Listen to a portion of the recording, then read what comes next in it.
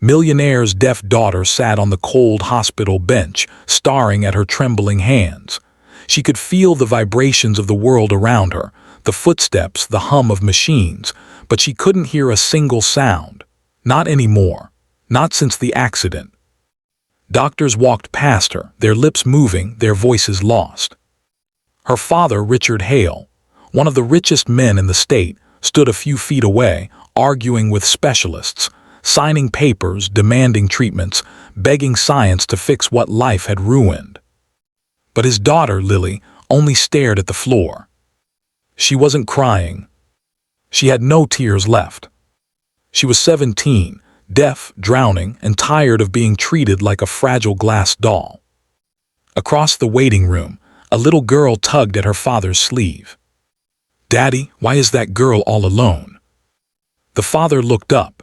Logan Carter, a single dad who worked double shifts at the mechanic shop, followed his daughter Mia's gaze. "She looks sad," Mia whispered. Logan nodded. She didn't just look sad. She looked like she had given up. Lily's eyes were empty, empty in a way only someone who lost everything in a single moment could be.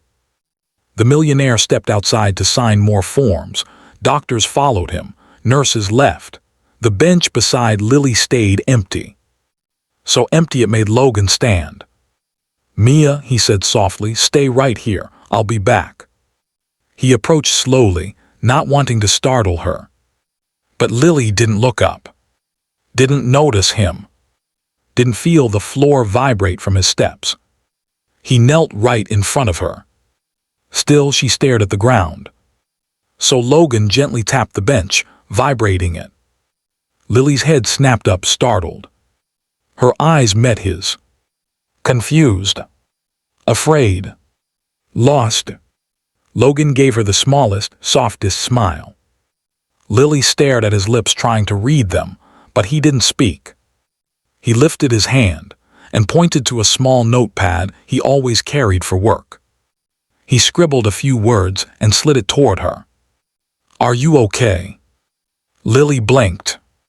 Her fingers hesitated. Then she wrote back. "No."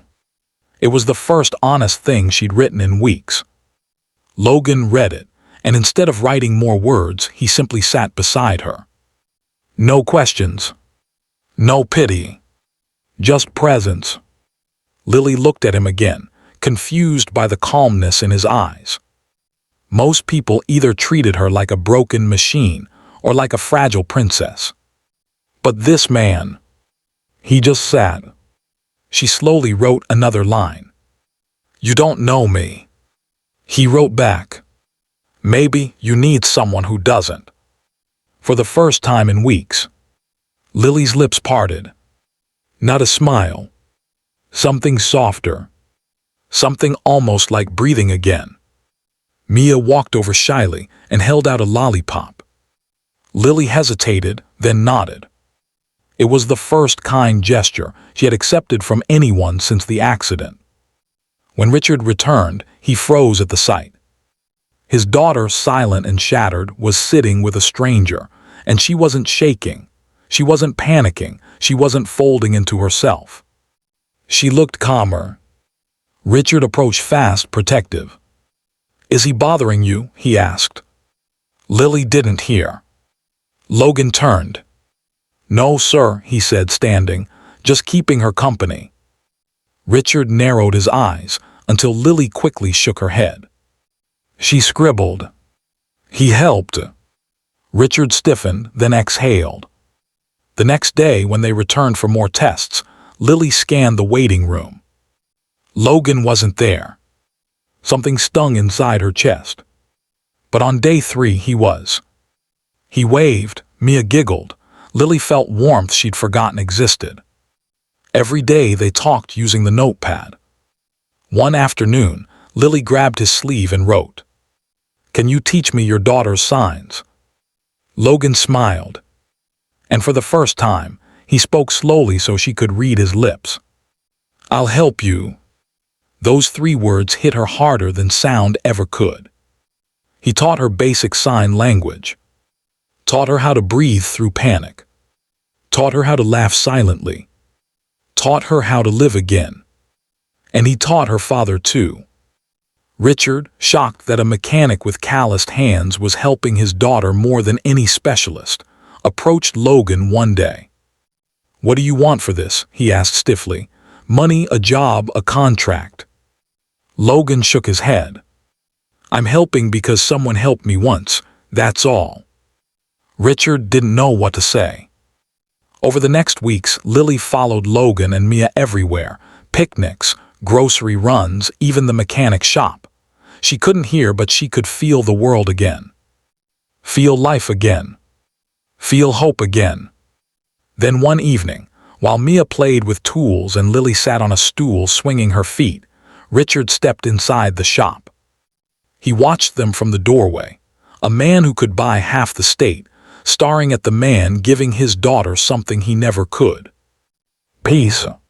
He cleared his throat. Logan turned. Richard walked straight to him and extended a hand. "Thank you," he said, voice breaking, "for giving me my daughter back."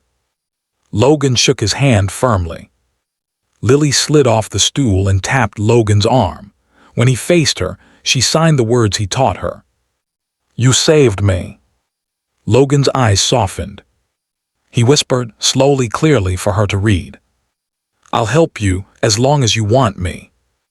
Lily smiled, a real smile, feeling something warm bloom in her chest. Hope, life, love. Later that night, Richard asked Logan, "Would you consider staying in her life, as her friend, or more if it becomes that?" Logan looked at Lily, who was laughing as Mia signed wildly at her.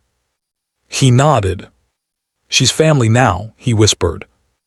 And for the first time since losing her hearing, Lily didn't feel broken. She didn't feel alone. She had a single dad who whispered hope into her silence, a little girl who held her hand without fear, and a father who finally understood what she needed wasn't money. It was people who saw her heart.